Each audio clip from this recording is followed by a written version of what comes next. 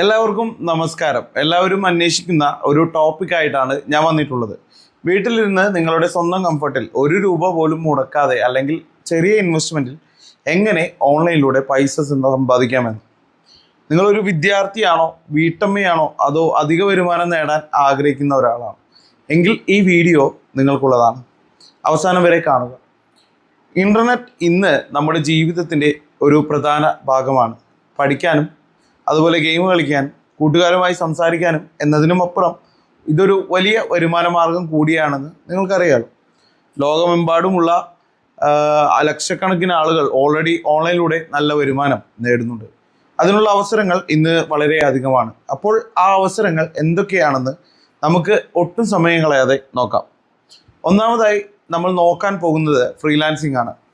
നിങ്ങളുടെ കയ്യിൽ എന്തെങ്കിലും പ്രത്യേക കഴിവുണ്ടെങ്കിൽ അത് writing, content creation, translation, web design, graphic design, video editing, data entry, അങ്ങനെ എന്തുമാകാം.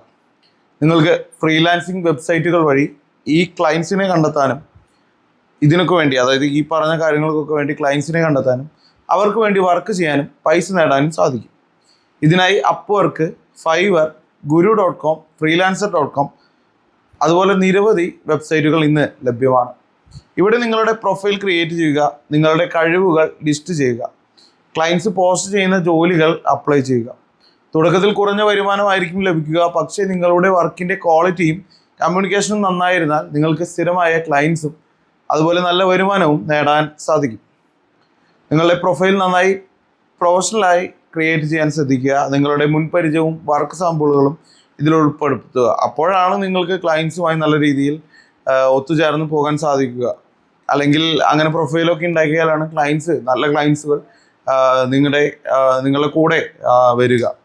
അതുപോലെ കൃത്യസമയത്ത് വർക്ക് ചെയ്ത് തീർക്കാനും ശ്രമിക്കണം. രണ്ടാമതായി നമുക്ക് നോക്കാവുന്ന ഒരു വഴിയാണ് online tuition.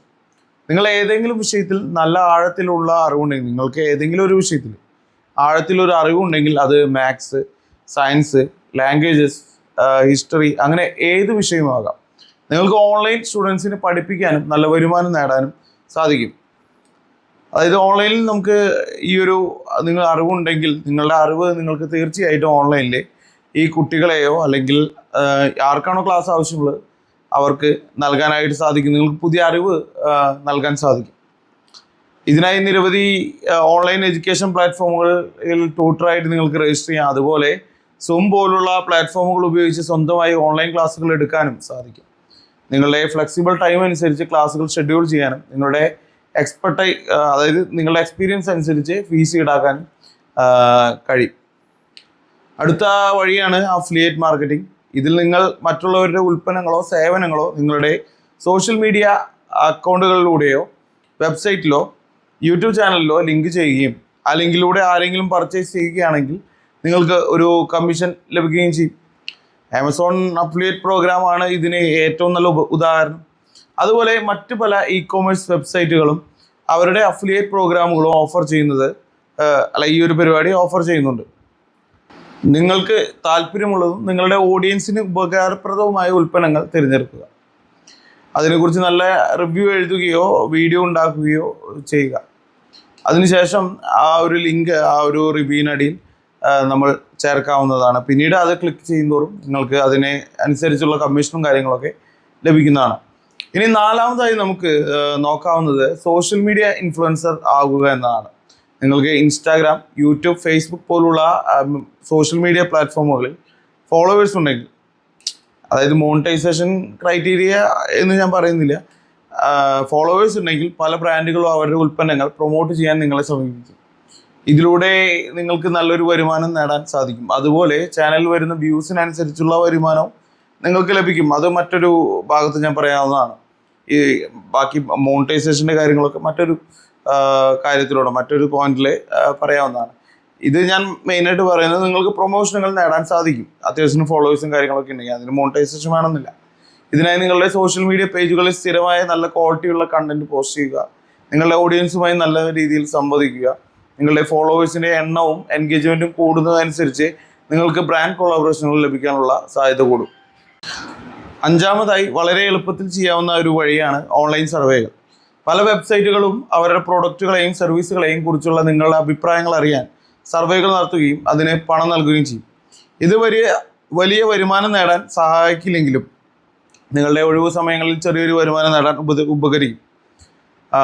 Swag Bugs, survey ജങ്കി പോലുള്ള നിരവധി വെബ്സൈറ്റുകൾ ഇന്ന് ലഭ്യമാണ്. ഇതിൽ രജിസ്റ്റർ ചെയ്യുക, അവർ നൽകുന്ന സർവേകൾ പങ്കെടുക്കുക, അതനുസരിച്ച് നിങ്ങൾക്ക് പോയിന്റുകളോ പണമോ ലഭിക്കും. ആറാമതായി നോക്കാവുന്ന കാര്യം, ഇന്ന് ഏറ്റവും കൂടുതൽ ആളുകൾ വരുമാനം നേടുന്ന ഒരു മാർഗമാണിത്, യൂട്യൂബ് ചാനൽ തുടങ്ങുക എന്നത്.